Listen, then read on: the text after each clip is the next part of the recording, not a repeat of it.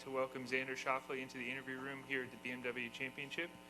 Xander enters week number 6 in the FedEx Cup standings and finished T3 of the 2018 BMW Championship not far from here at Aronimink. Xander, if we can get an opening comment on your return to the BMW Championship. Yeah, it's an awesome. Whoa, that's loud. It's an awesome tournament to come to. I think BMW does a great job with venues and big championship-style golf courses. So it's always a good thing being back here. Next week, you will make your 6th consecutive start in the Tour Championship, a place where you've won 2017, finished runner-up twice. Looking forward to that next week, I assume. What are you looking forward to accomplish these next 2 weeks? Yeah, just it's all about putting yourself in position this week, and I think I've come in 4th during the regular season once before, and did not play well in either the first or second playoff events, or I think maybe it was 4 at the time. So looking to sort of position myself better going to Eastlake since I've had a pretty good track record there. All right, we'll take some questions out here. Amanda, if you could come over here and grab this microphone, please. Questions out here?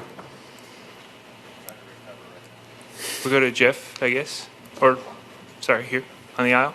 Xander, the world of golf is in crazy land. How would you like to see all this resolved?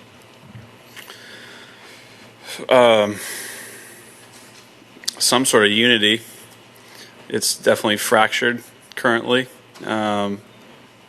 And yeah, we're just in the middle of it. So in a nice, peaceful way would be a nice outcome.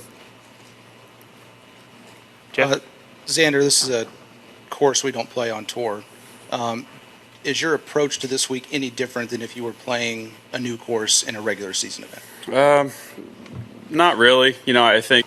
No, you're a West Coast guy. I'm wondering if you've ever even been to Delaware. Is this Nope. the first time? First time. I've been to plenty of states, and this is a first for me. What are the first impressions so far? Unfortunately, when we golf, it's very hotel or house golf course, hotel or house golf course. I love my job, so I do spend my time at the course and not really sightseeing. So probably not, but maybe I'll come back to Delaware and sightsee at some point and see what it's all about. Did you expect the course to be in such great condition for a state that doesn't often get the recognition in golf like Delaware? I think there are gems everywhere across the U.S., and I think, if the weather permitting, it can always be in great condition. Obviously, I don't know what kind of system they have here, sub-air or some sort of, heating system. Not that you need it right now because it's so hot, but sub-air typically to dry it out. I'm not sure sort of what this course has, but so far, it rained a little bit on Monday, I believe, and it's been pretty dry since then. So I think the course is going to start playing firm and fast and sort of what we'd hope for a playoff event. Doug? Oh, boy.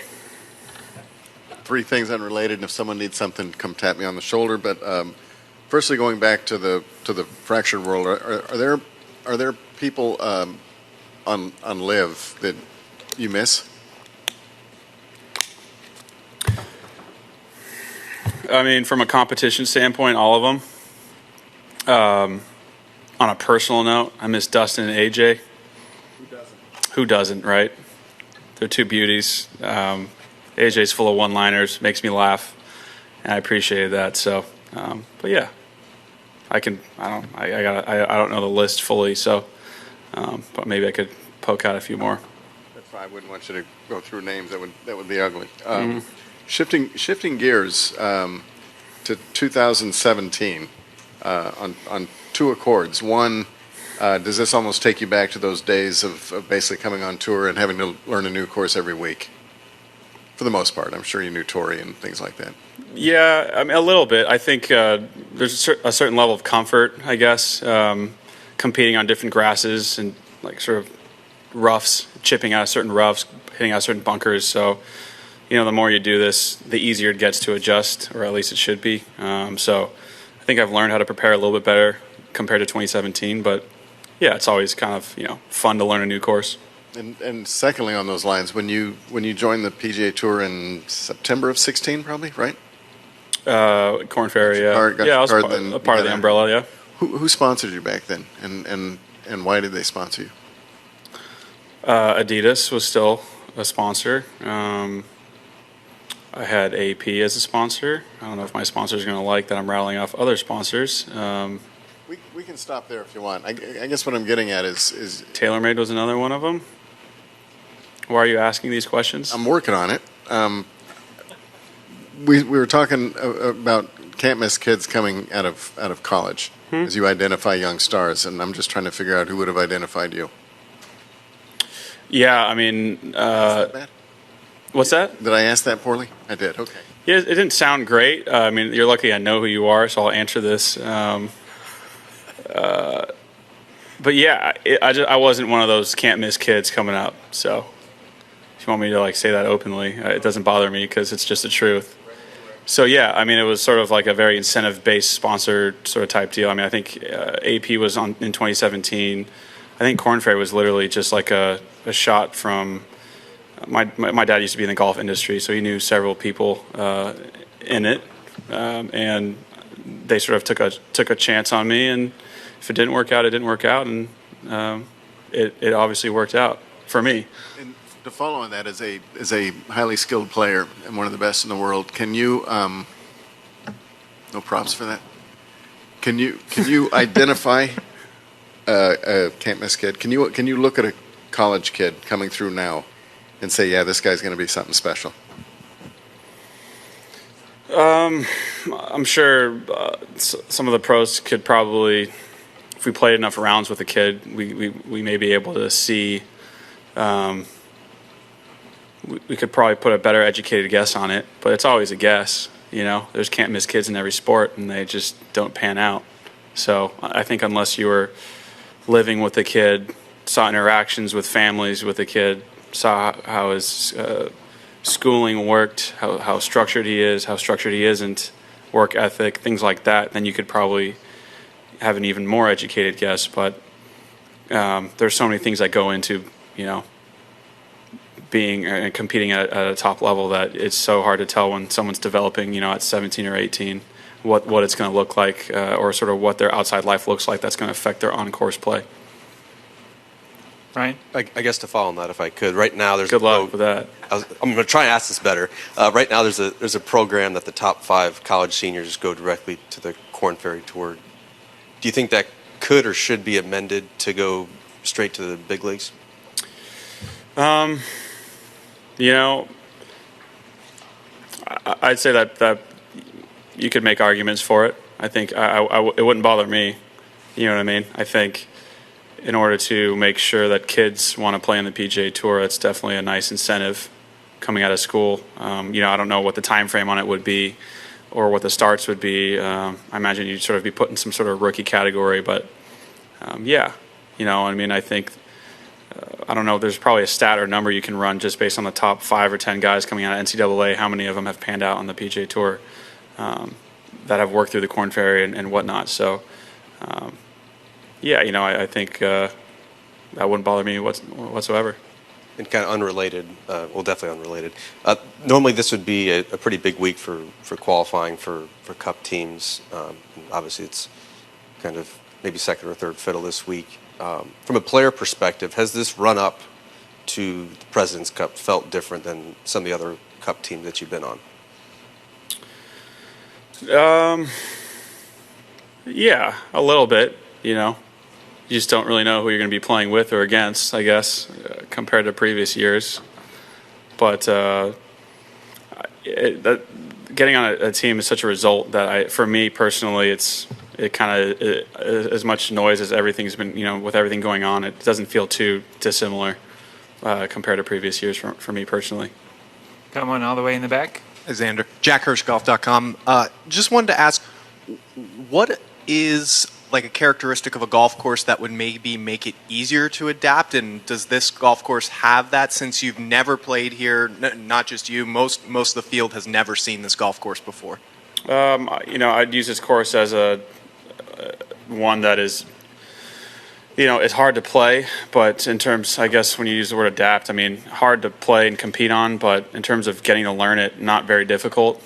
There's just isn't much to it. I know that may sound bad, but it's really long. You don't want to hit in the rough, and every putt you have is almost downhill. So, those are sort of my main takeaways so far. Bunker's better than the rough around the greens. It wouldn't be my favorite course to play blind, but you could definitely do it compared to like a Hilton Head or something like that. Well, Hilton Head's a much, much shorter golf course. Does length play a big factor in how easy it is to just step right into a golf course? A little bit. It's hard to make a 650-yard par 5 like special. It's just really long. That's what makes it, I guess, if you want to use the word special again, or difficult. So. It'd almost be impossible if you made a 650-yard hole with a dog leg and water and, a raised green and runoffs. You'd be sitting there. I mean, it'd be like a 7-hour round out here, which is what we're trying to avoid. Any other questions for Xander? Got a couple on the aisle here. Xander, given you've seen the golf course and all, what number do you put this week on a victory? It's a really good question. I look at this place as sort of like a harder Caves Valley. I have no idea. I couldn't tell you. It really depends on if it firms up. A lot of the fairway's dog leg, and that first cut will catch the ball, but it also makes it almost unpredictable coming into the greens. So you see it hard being double digits there?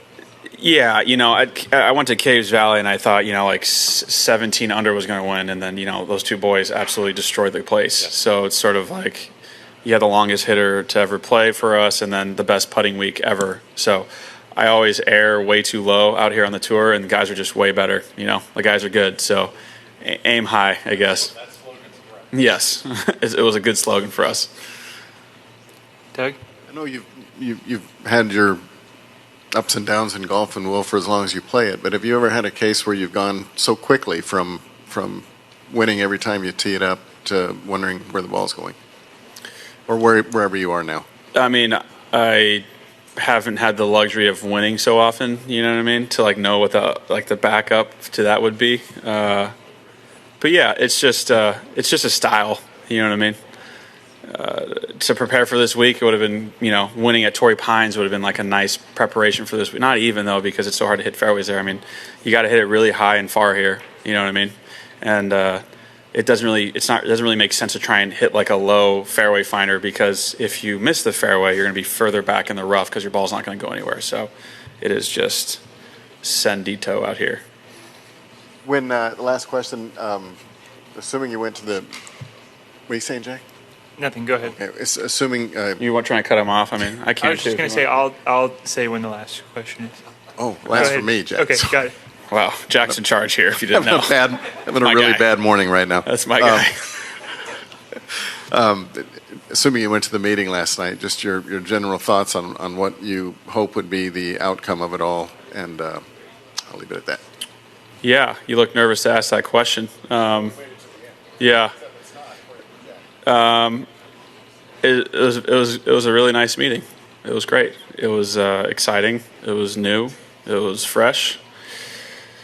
Coming up with other adjectives here. Yeah, I am very hopeful with sort of what's to come, I should say. If you don't mind me asking, since you're dealing with I don't think you're going to ask whatever you want. You're right. But when you're dealing with any group of players, there's always going to be somebody who says something. And I'm getting a sense that there was a really united, concerted effort that what happened in that meeting stays in that meeting. Have you ever been in a meeting like that where that was kind of the edict coming out was, let's keep this to us? Yeah, I mean, I think I'd be pretty unhappy if, I saw one of those guys in there from last night just blabbering to you guys about what we talked about.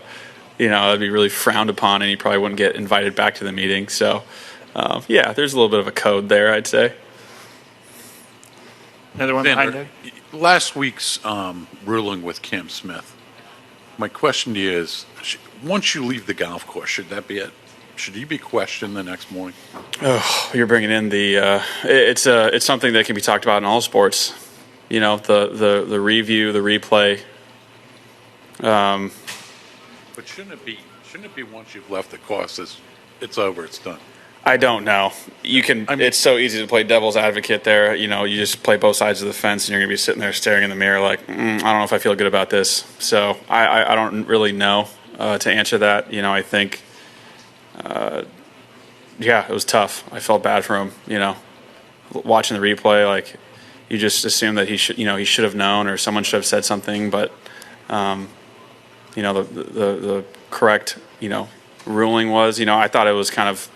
He seemed like a good sport about it, but like the fact that he just sort of teed off at 9 under at the 11 under time, he should have been going earlier, maybe with less wind to get it back. It just didn't seem, it was a little sloppy in my opinion, from a handling standpoint. So, yeah, I feel bad that it happened that way, but I really have no answer there on sort of the whole instant replay thing or the replay overnight deal. There's been terrible rulings in all sports, so I'm not calling that one a terrible ruling, but like unfortunate rulings, I should say. Any other questions? You All sure, right, Doug? Xander. You good?